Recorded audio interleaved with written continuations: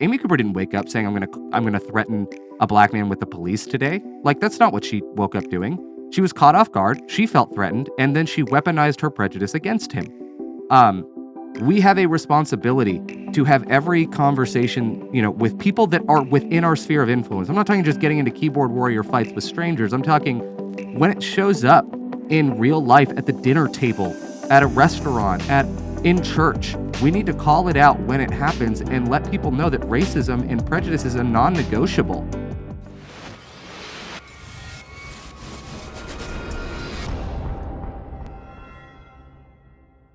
Welcome to a special interview here on Peoria Adventist. This is something we haven't done before. We're sitting down with my good friend Ryan Becker, who hosts a podcast which is absolutely absurd and is now taking his talents to YouTube. Tell us a little about your channel there, Ryan. What are you doing on YouTube? Yeah, absolutely. So my podcast is called Absurdity. That's one of my main ones, and where we address all things absurd in religion, culture, and society. So the idea is when we see something that bothers us, that unsettles us or makes us uneasy, that's what we're going to talk about. And typically that does follow current events.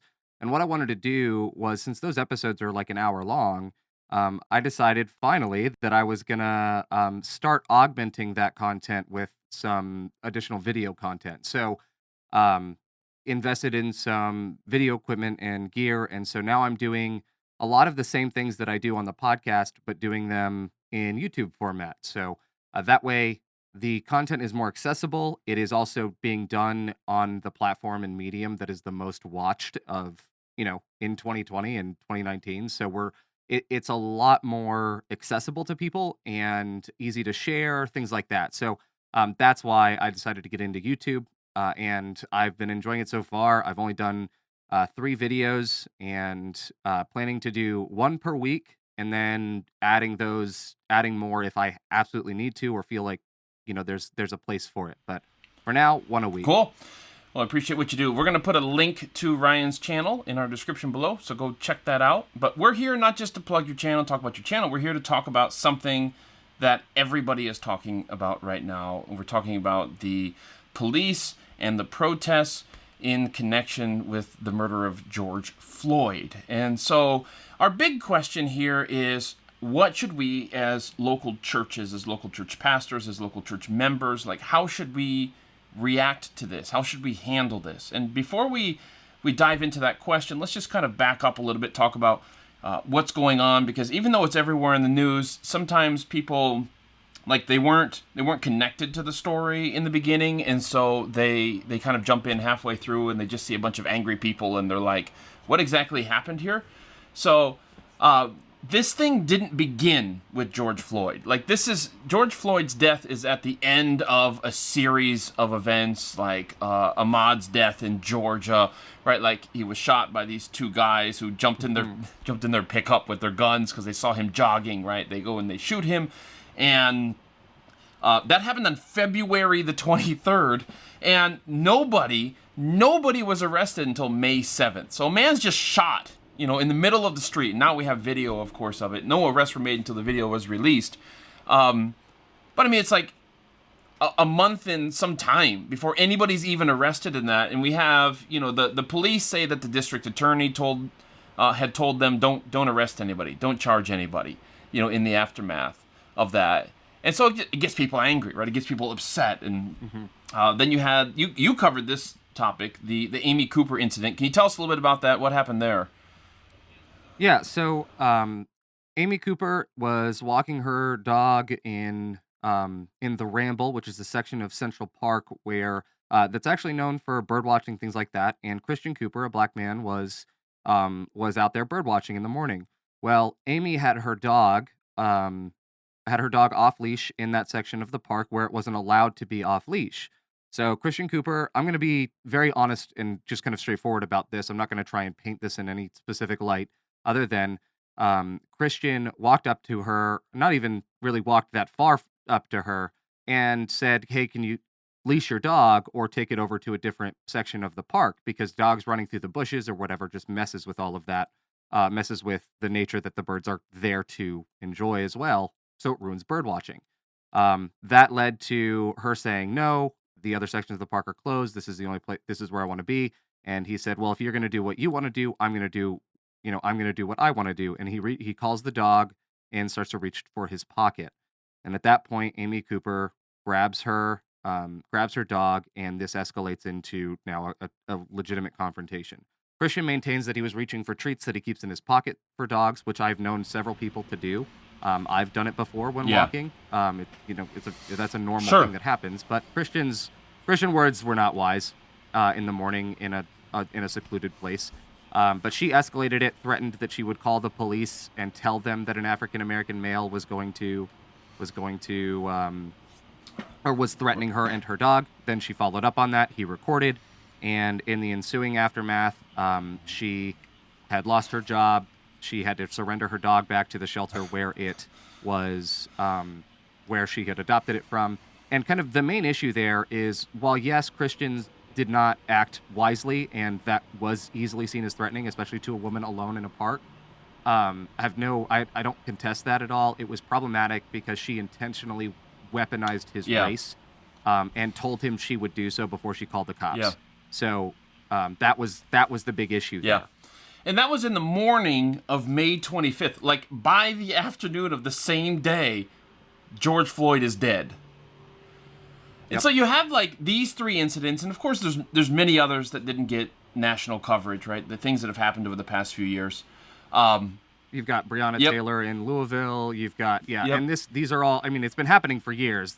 Ahmaud Arbery is not the start of anything. Ahmaud Arbery is the start of things this year. Like, it's the start of the big protests this year. Yeah. And it's just like, you want to grab a camera and look at America and be like, is COVID not enough for you? Like, yeah, right? Like, is it, like, can't we just tackle that? Can't we just worry about that? Like, why do we got, anyways, we just make it worse. Everyone looking at that SpaceX launch going, how did they figure out a way off of the planet?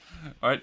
Can we go? Can we go too? That's only $55 million for a ticket. Like, I'll raise that money. GoFundMe. So yeah, anyway, so we got these three incidents, especially this year, right? And it inflames people, gets people upset. The cop was put his knee on George Floyd's neck after he was handcuffed for 8 minutes and 46 seconds. Okay? For the last 2 minutes and 53 seconds, like, he was unresponsive. And it's just like, man, when you arrest somebody, that person is in your charge. And you don't tell for 3 minutes that the dude is limp, he's not moving. You know what I mean? Like, for 3 minutes. Like, so basically a total of almost 9 minutes. This knee was on this person's neck. There were several other police officers standing around. There was 2 autopsies done. The family had one independently commissioned. They said that he died of mechanical asphyxiation. The county did an autopsy. They were less, shall we say, clear about where the blame belongs, but they said it was a cardiopulmonary, medical word, arrest complicating law enforcement, subdual, restraint, and neck compression. So even they like this, the knee played a role in it at the very least, is what they're saying. And of course, the independent autopsy said yes, absolutely, that's what killed him. Like, this is a problem, and this is a problem for Minneapolis. Minneapolis, I love that city. Don't get me wrong. I've been there a number of times. I'm going to go speak there this fall at the request of a police chaplain. But they've had some, shall we say, problems over the years. And, for instance, in 2013, like, officer shot a 22-year-old black suspect who wasn't doing anything wrong. In 2019, 2 Minneapolis SWAT officers got drunk in Green Bay and started a fight with a group of African-American men, threw some punches, and then asked the Green Bay police to leave their names off of the police report so they wouldn't get in trouble from their lesbian chief back in Minneapolis, their police chief. And so it's just like, there's just been this pattern. Of course, we remember, like, Justine, who was an American-Australian citizen who was shot because she called 911 thinking somebody else was in trouble. The cops came, they didn't see anything wrong, so they were in their car doing their thing, and she approached the car. They got spooked and shot her through the window. So, like, there's just been incident after incident in Minneapolis, not all of them involving race, per se, but there's just been a number of things where just almost every year it seems like somebody in Minneapolis is dying who didn't need to die at the hands of the police. And so this has led the Minneapolis Public Schools to cancel their contract with the police, and I'm not going to read everything that the school board said about this, but one of them was just one school board member said that public schools cannot partner with organizations that do not see the humanity in our students. And it's just like, man, that just hits me. And there may be people out there who say that assessment is a little bit unfair, right? I mean, the school board did say there were some cops who have made a really positive impact among our students. But just overall, right? Like overall, the perception of the police force there is that they do not see the humanity in our students. That's just heartbreaking. It's heartbreaking that we could be in that situation. So that's a little bit of the context of what's going on and what caused this. What are some of the reactions that you're seeing, Ryan, on social media, in the media, and so forth? I've seen a couple things. I have seen a lot more people kind of starting to wake up to what's going on and realize that there's real problems here. Based on that kind of reaction too, I would say that, even if Derek Chauvin, who's the officer that was on George Floyd's neck, even if he was black, I think we still would have seen this kind of outrage, because the outrage is about police brutality. Yeah. And the thing that's thrusted into the spotlight is the way that is carried out against black people. But we're seeing, even in the protests and escalating violence since then, that it's not just it's police using excessive force when there's no need to. Yeah. And so this is the protests have actually further highlighted the problems. So I know the FBI asked for videos yesterday or 2 days ago on social media for we need videos of instigators or those starting violent acts, and people started sending in videos of police threatening and actually assaulting non-violent protesters. So I just thought that was it was sad and hilarious at the same time that backfired so hard on the FBI.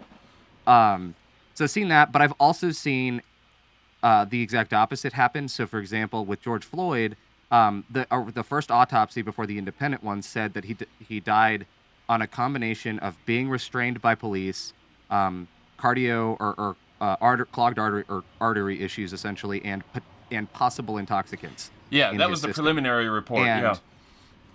Correct. And what happened was everyone was like, see everyone that was kind of against these protests have said, well, that wasn't real. I mean, you see, it wasn't the officers' actions. It was these other two things, and it's like they miss out. They just skip over the being restrained portion of that report to say that it had nothing to do with police. Right. That would be like saying, if someone did that to me, that'd be like saying I died because of my asthma. Yeah. Which wouldn't be true. So that's the kind of thing that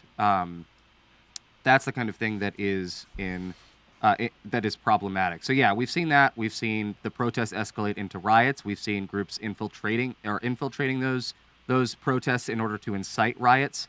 If you look up the hashtag Brickgate, you've got an issue where people are questioning where all these bricks are suddenly appearing in city streets without any construction zones nearby, just pallets full of bricks. And you've got and the fake Antifa account that declared war on white neighborhoods was actually a white supremacist group that authorities have not released the name of, so that they can continue so it doesn't impact their investigations. Things like that. Like, you've got a lot of issues that are exacerbating what are otherwise peaceful protests. So yeah, that's where that's where there's been a problem. Yeah, we've definitely seen opportunist intervention here in some of these protests. Like, sometimes you just see like peaceful black marchers going down the street, and then just like some white dude like just walking by some glass and just smashing it, like as they go. Yep. And people are wondering, like, are they just here to try to make us look bad? Like, what's going on here? And you have people who just want to steal crap. You know what I mean? Like, I was walking out. I bought a little kiddie pool for my kids yesterday. I went to Target. Of course, all the glass is all boarded up. And so as I was walking out, I didn't have a bag for like this giant pool, so I'm just carrying it out, and I have my receipt, and I'm like, here, do you want to see my receipt? Let you know that I bought it. He's like, it doesn't matter. Everybody else is stealing stuff. So I was like, wow, that's an amazingly cynical attitude, Target. But, I think what makes this difficult for church members, for Christians, is like, you look at stuff on social media and you're not sure like, what do I be cynical and suspicious about, and what do I sincerely believe? And I think that can be like really tough, because you obviously have bad actors, be they certain police officers, or be they like just troublemakers who join the protest to start something, for whatever reason that they do that. And so you wonder, like, has this video of whatever been edited to make somebody look good or bad? And I think that's the problem, because you have a group of people who are screaming, listen to us, believe us, but then you also have all of this misinformation out there. You have all of this bad faith behavior out there, and you're like, it's like, what exactly is going on? And I think that's the point of some of these people, is to muddy the waters so much that you don't know exactly what to believe about. You can see like video of the same group of people, and somebody's like, this is a violent mob trying to destroy America, and other people are like, these are peaceful people who just want to be heard. And it just creates this ridiculously difficult situation. And kind of cutting through that and separating who deserves our empathy and our support and our ears, and who deserves to be ignored, can be a really challenging thing to somebody who's not engaged, like who's maybe just kind of waking up to these protests and like, what's going on here? Yeah, there's a real issue in how everything has been kind of muddied. It is, with rioting and looting breaking out, you've got that the peaceful protest movement has been associated with. It's kind of lumped it all together, when in reality, peaceful protesters have actually been very, very proactive in stopping that from happening. I actually saw a video on Sunday morning of a protester, or of a potential instigator, breaking up a piece of the curbside into little pieces so that he could throw those as rocks. And protesters tackled him. Yeah. And literally handed him over to the cops that they were protesting. There have been countless interactions like that. I actually remember one where two white men were about to instigate something, and they were confronted by some of the black protesters and said, like, don't do this. If you instigate, we get blamed for it. It's not you that gets blamed for it. We get blamed for it. And the white men responded with, doesn't matter. They'll kill you anyways. And there's been a lot of active parts on the part of protesters to actively stop those things from happening, yelling at just the morning that we're recording this, there was a speech that went viral by a black protester in NYC that was speaking to looters. There's a lot happening there on the ground that is seeking to stop those incidents from happening. So there, but all of that gets muddied when you just see a bunch of damage and pictures here, and you're not seeing some of the other stuff that's happening. Right. Yeah. So I was going to go through a couple common rebuttals people have to, as reasons to not listen to the peaceful protesters. And I think you touched on that first one, where they just kind of lump the rioters, the troublemakers, and the peaceful protesters together. Like, everyone who's marching, just wants to cause trouble. They just want to steal stuff. They just want to, So how would you answer somebody who says that? Well, there's actually something really, really. This is the closest to a conspiracy theory that I will ever get. I pray. So this is actually a very real tactic. But it's very hard to identify, and it's simply this. If you've heard of the term agent provocateur, it's someone who infiltrates a rival group or political group in order to do something, incite violence, or basically incite them to commit a crime so that they are arrested. This is what all of those instigators are. This is what seeing white supremacist groups infiltrate protests in order to start riots are, whatever. Typically, throughout history, they've been seen as the government. But there's one type of agent provocateur that isn't directly inciting violence, but rather indirectly perpetuating it. And you can only notice this by basically analyzing multiple incidents of police displays of force. And it's simply this. Police will often, in moments like this, in order to discredit a movement, police will focus their force and attention on peaceful, nonviolent protesters because that's minimal risk to their safety, minimal cost investment, while allowing rioting, looting, destruction of property to continue elsewhere.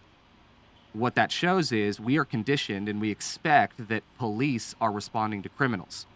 So when we turn on the news or we see a video online, we assume that anyone that the police, especially if you're someone who is kind of skeptical of all of this, you see someone standing in the police's way and you automatically assume that the police are going after the criminals.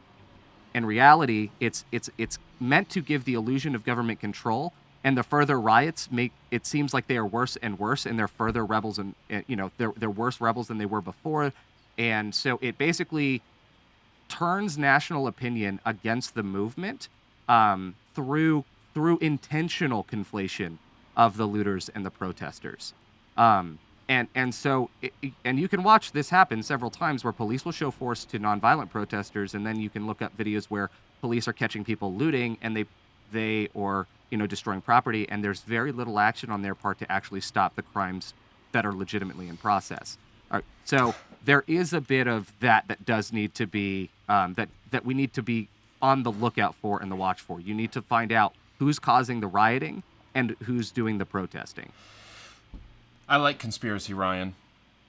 My only question you. is, who's paying you to say that? George Soros is paying me to say that.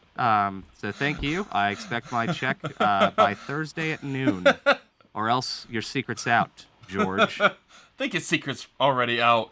Yeah, no, if that was a secret. Yeah, just kidding. No one is paying me. Relax. Everyone relax. Yeah, but I mean, this is, by the way, like, almost everything that's happening today has happened in the 1960s and early 1970s. Okay, like the same protests, the same riots, the same police response, the same excuses, and explanations for what's going on. All of this has happened before. Like, this is not new.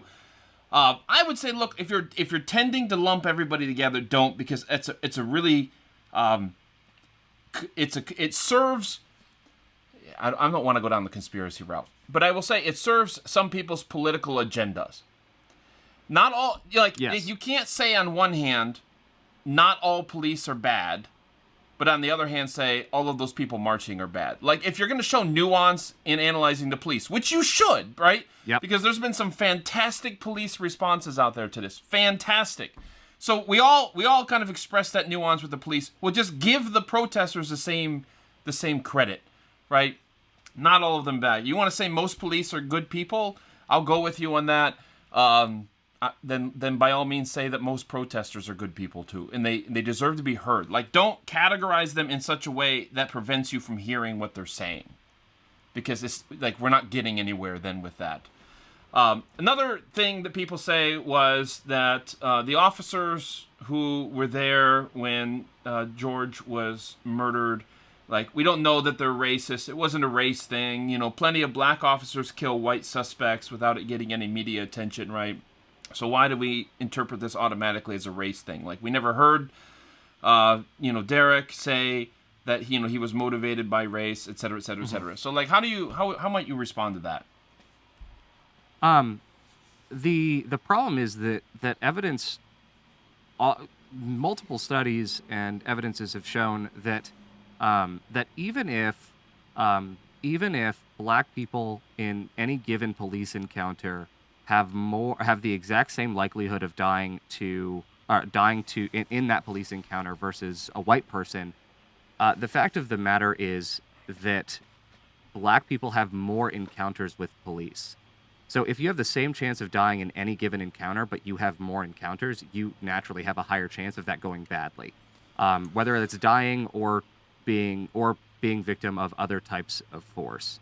But outside of that, even when adjusted for inflation size, though, yes, more white people have been killed by police than black people, just based on the numbers alone. If you adjust that for population size, you realize that for any given black American, they actually are, I think, 2.5 times more likely to face death as a result of this. If you're seeing this as just white officers are killing black Americans, then you're missing the forest for the trees, because it's not just about the killing. It's about the excessive shows of force. It's about the more encounters or more likely to be approached by police. It's all of the little things that drive It's all those inner prejudices that drive people to react the way that Amy Cooper did, which is weaponizing someone's race or assuming they are a bigger threat than they are because of the color of their skin. No, if we limit racism to having to be someone actively just admitting I am doing this because I am a racist and I hate people of color, then we have a very naive understanding of what racism is, in my opinion. Like that's not most people who think they're good people aren't going to admit openly that is that's what they are, or that they're a bad person. Like, it's just not going to happen. And racism is very subtle and nuanced and disguises itself as well-intentioned behavior. Yeah, absolutely. And even if there's not like an explicit personal racism involved, there is such a thing as institutional racism. There's like the effect of it is that a certain group of people are affected by this kind of behavior, this police behavior, more than another group. So even if the officers involved, I mean, one of them was Asian American, right? Like that's been talked about quite a bit. So they think because he's Asian, like he's immune to this. But like the problem is it's part of a system, and like I said, this is a system that has been prevalent in Minneapolis for years and years and years now. In fact, the state just brought a civil rights charge against the police department. Anyways, let's move on to the next question. Some people will say things like, well, if they wouldn't riot and loot, things would be better, right? Like, it's their fault. If people would stop crashing into Target and breaking stuff, then the police wouldn't respond so violently. What would you say to that?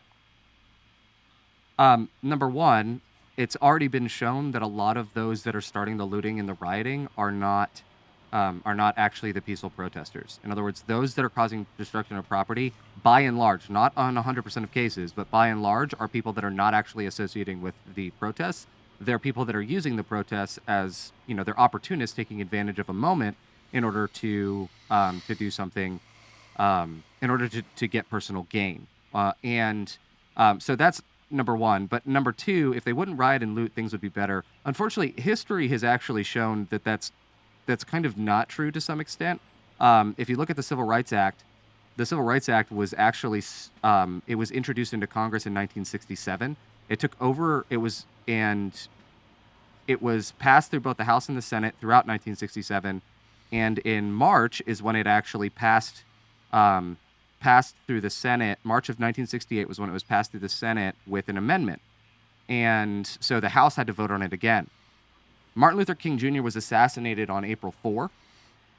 The House voted and accepted the Senate amendment on April 10, and Lyndon B. Johnson signed the act into law on April 11 with a fair housing provision that was added in after MLK's assassination. On April 5, that's when the King assassination riots started. Unfortunately, history has shown that the most expedient response to racial injustice has come at the cost of violent reaction. That is not justifying violent reactions, by the way. I condone rioting and looting. I don't condone. Thank rioting you, George and Soros.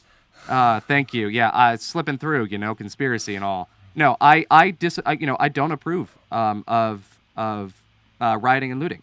However, if the problem is that it got to this point because we didn't listen to all of the other peaceful protests. We didn't listen to the evidence. We didn't accept the evidence. We rejected it all to this point. And if every other form of expression and protest is dismissed and rejected, what other choice are people going to be left with? Yeah.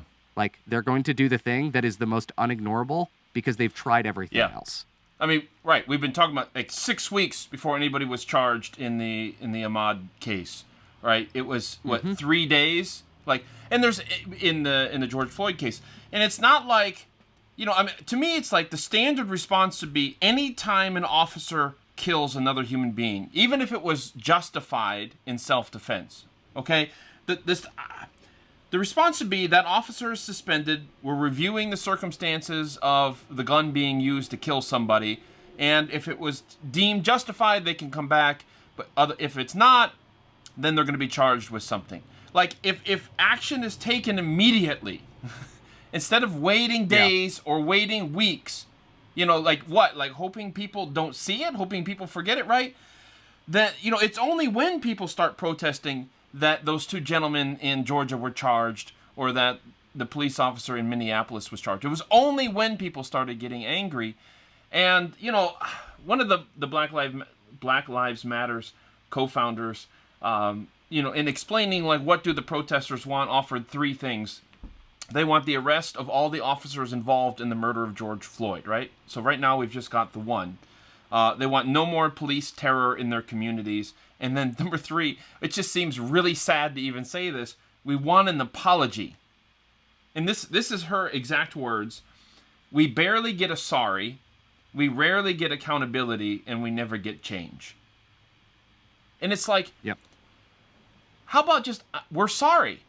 Like some humility, and to not buy into this macho culture of, like I saw this one video of a Humvee going down what looked like to be a rather affluent neighborhood in Minneapolis, and the police marching behind it, yelling at a woman on her porch, on her own private property, to get inside the house, and then firing rubber bullets at her. Like I said earlier, it's not like this is something new. It's not like we haven't encountered this before. In the 60s and 70s, Adventists, especially African-American Adventists, were at the forefront of, integrating and helping and supporting the civil rights movement.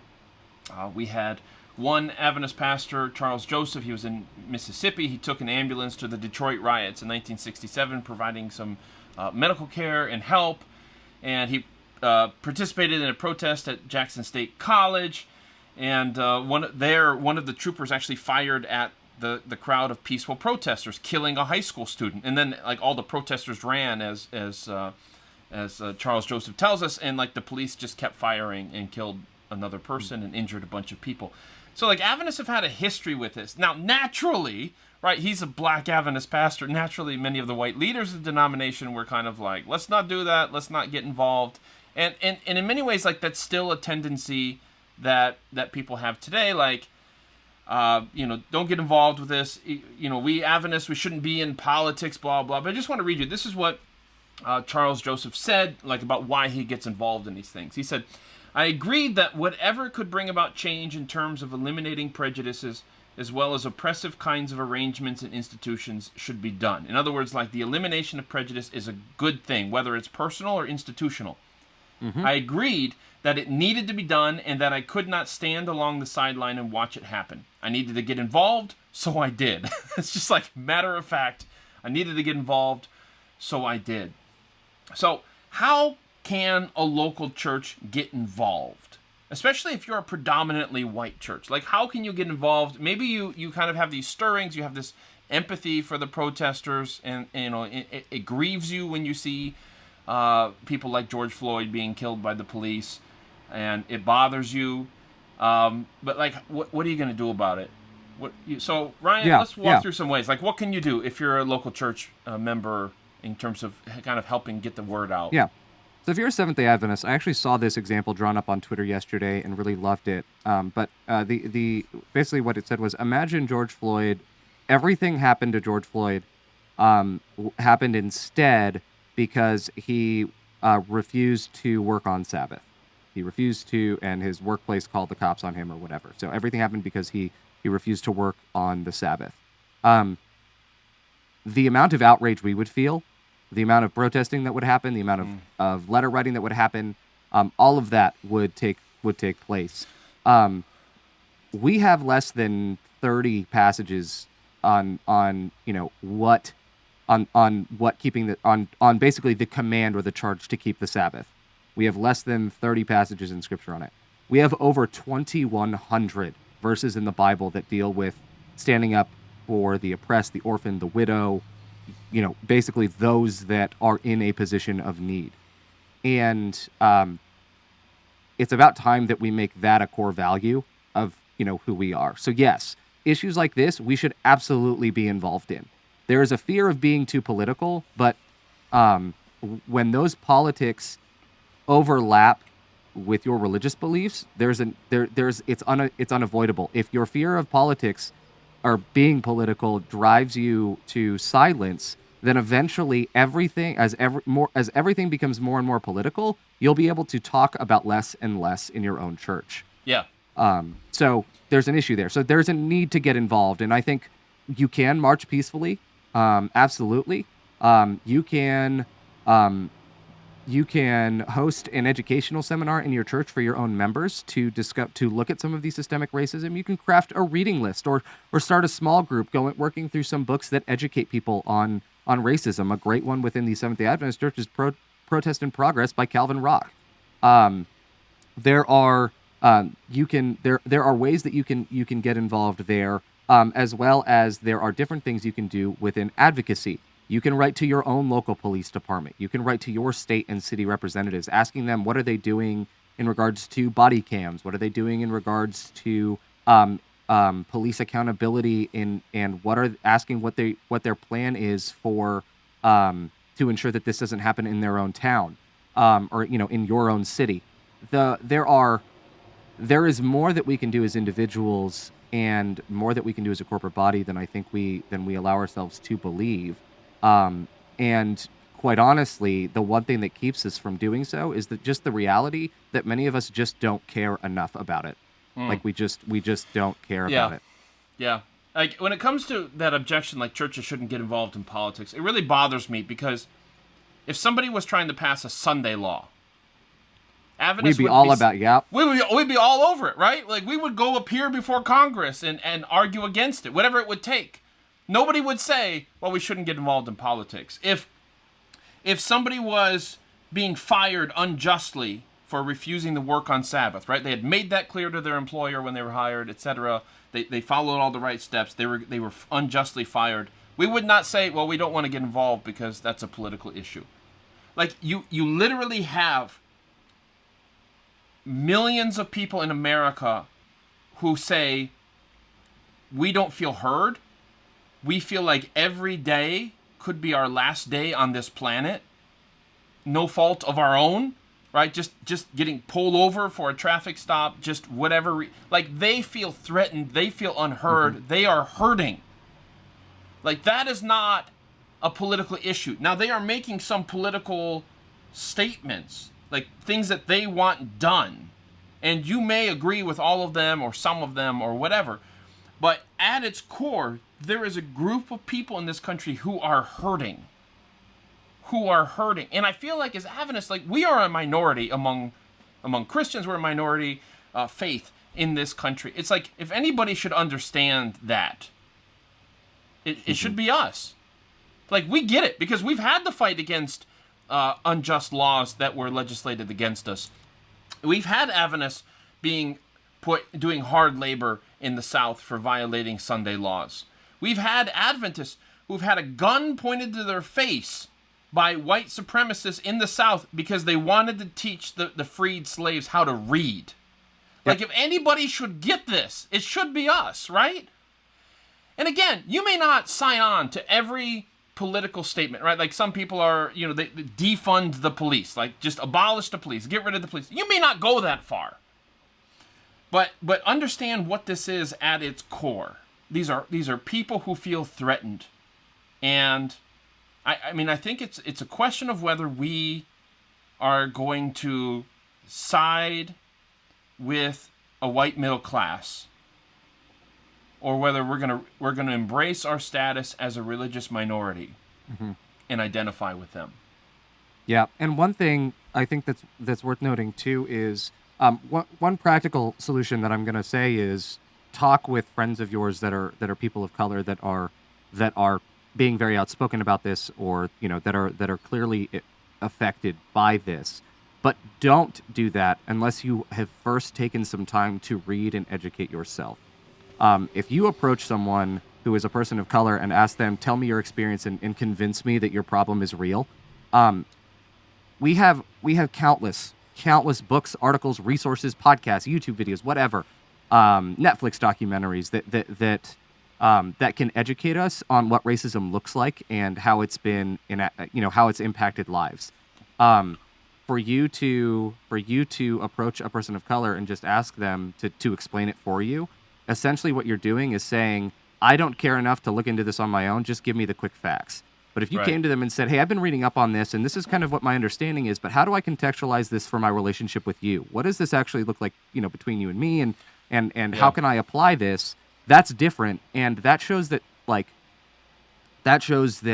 you actually care about that. That tells them that you are genuinely interested in what they have to say, rather than. And I actually asked a black friend of mine once. I said, "Hey, can you tell me about a racist experience you've had?" And he said, "Depends on why you're asking." And in his experience, what he had told me was that most people who asked him that question only do so that they can immediately discredit whatever that experience is. And so he's like, I don't want to tell you that if that's what you're going to do. Wow. So by you reading ahead of time, you immediately take that risk out because you've already been doing the research, and they know that you are someone who isn't going to most likely immediately reject their case. Yep. And Reddit is a good place. I don't ever. Reddit's a dangerous place, but I was gonna say that sentence. But like, I mean, like you've I've seen a thread on Facebook. It was like, how old were you when the police first pulled a gun out on you? You know, and like you see the comments of people like sharing their stories, and you're like, holy cow! Like a lot of people have had these kinds of experiences. So, I mean, you can. So listen. Reach out to the people. Don't just share an article on Facebook. I mean, as good as that may be, getting the word out there and stuff like that. But, like, find somebody you know personally and invest in their lives. And by that same token, like, yesterday I called the Peoria Police Department, spoke to a desk sergeant, and I just said, I just want you to know I want you guys to be safe, and we're praying for you. And you can have a conversation with your local police department. Like, how do I know, like, what practices do you guys have in place so that something like what happened in Minneapolis won't happen here? Like, I'm not, I'm not asking that question of the police force because I'm their enemy or anything like that. I'm concerned for the people of Peoria. I'm concerned for them too. Like, they're citizens of this city, they're citizens of your community, and they're scared too. And so it's like, I want them to know I'm praying for them. I want them to be safe. But at the same time, it's like, what I mean is, engaging on this issue doesn't mean you only care about this group of people. Like, as a Christian, you care about everybody involved. Your heart breaks. Your heart breaks over this situation. You don't want to see police brutality. You're praying for the officers. You don't want to see looting. You're praying for the protesters. So don't. Your heart is going to break in this situation. Don't be afraid of that. Yep. Don't be afraid of opening it up because it's messy, and you might get hurt. Well, and I think too, one thing that I think people miss is that for every Amy Cooper and every Travis and Gregory McMichael, there are, in those moments, a deep-seated prejudice that maybe they didn't even realize they had, especially in the case of Amy Cooper, was weaponized in an unexpected moment of fear or rage. And for every single person that does that, there were countless opportunities in their life before then for their friends and their family to address those prejudices when they were revealed in non-violent, non-threatening situations. Most of us tend to think that our neighbors, our friends, our family, other church members, church leaders, whatever, will think, well, that's just how they are. It's no big deal. We're just tired of dealing with it, but we just kind of ignore it and move on. Unfortunately, years of ignoring it and moving on is exactly what leads to it. When those prejudices go unchecked, all it takes is one unexpected moment of fear for that prejudice to be weaponized. Amy Cooper didn't wake up saying, I'm gonna threaten a black man with the police today. Like, that's not what she woke up doing. She was caught off guard. She felt threatened, and then she weaponized her prejudice against him. We have a responsibility to have every conversation, with people that are within our sphere of influence. I'm not talking just getting into keyboard warrior fights with strangers. I'm talking when it shows up in real life at the dinner table, at a restaurant, in church. We need to call it out when it happens and let people know that racism and prejudice is a non-negotiable. Yeah, you talked about that being a disqualifying. That should be like in the church manual. Like, you can't. Yeah, I'm actually working. That has been set in motion, and we're working on. I'm working on getting the ball rolling on that as far as actually putting together a proposal for what that would look like for racism being something and prejudice being something that is addressed for church board qualification in Adventist churches. Yeah, and it needs to be defined because, like you said earlier, nobody conceives of themselves as a racist. Yep. Like George Wallace didn't see himself as a racist. Yep. He's probably the most racist governor we've ever had in this country. Nobody does. I wanna wrap it up though with discussion of a quote from the Review and Herald, Adventist magazine, 1969. This was an age when, of course, we have the hippie movement, and Nixon had just been elected president on a law and order basis to restore order, stop these riots, that sort of thing. And there was a cultural conflict during that time where if you have a beard and long hair, well, you must be hippie-esque. You may not be a hippie per se, but it was seen as like you're undisciplined, you're not professional, you're lazy, you're probably one of those radicals who are trying to overthrow the government, that sort of thing. And there was a young person, the Review and Herald, to their credit, developed a column for young adults to write every single week for a while. And so they got one young adult to write on this issue. And the young adult, I'm just going to kind of pick and choose here from his article. He said, "Not all bearded and long-haired youths are LSD dropouts. Many are sincerely disturbed about the hypocrisy and ugliness of contemporary society and want to do something about it, even if all they know how to do is show their disdain by growing a beard." It says, "These young people are ripe for Christianity if we can react to them not as the world reacts, but as Christ would.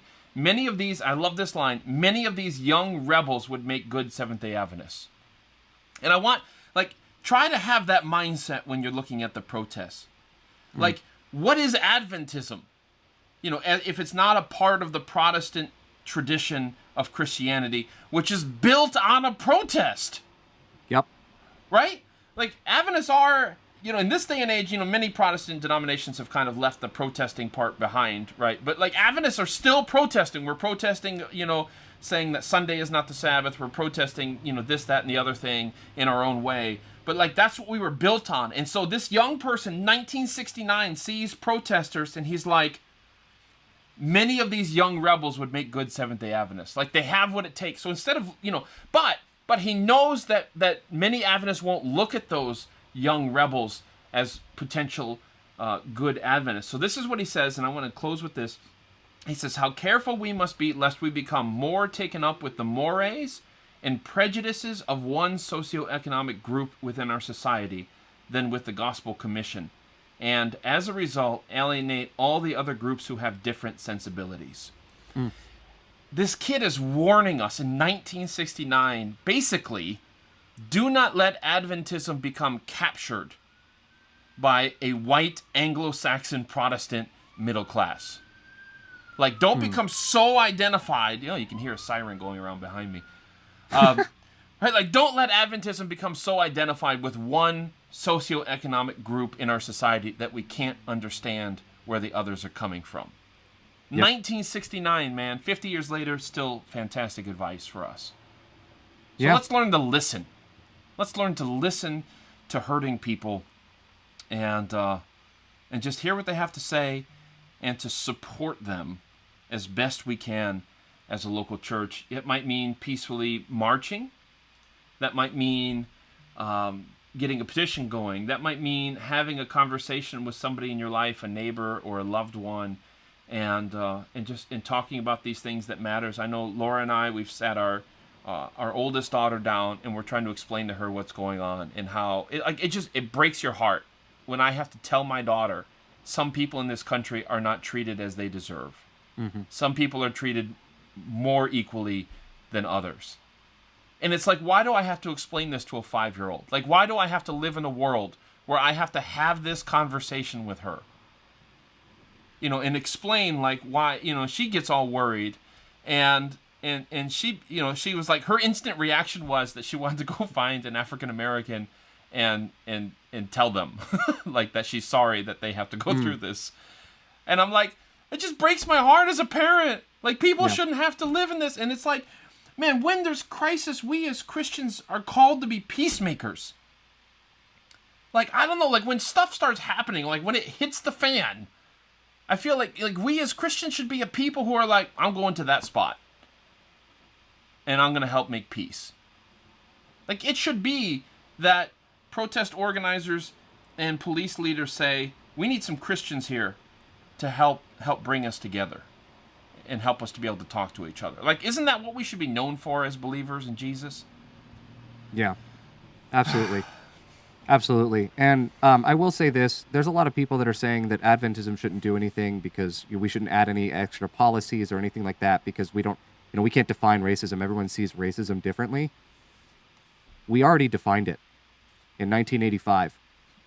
The World Church issued a statement that you can find on Adventist.org where we did offer a definition, the belief or practice that views or treats certain racial groups as inferior.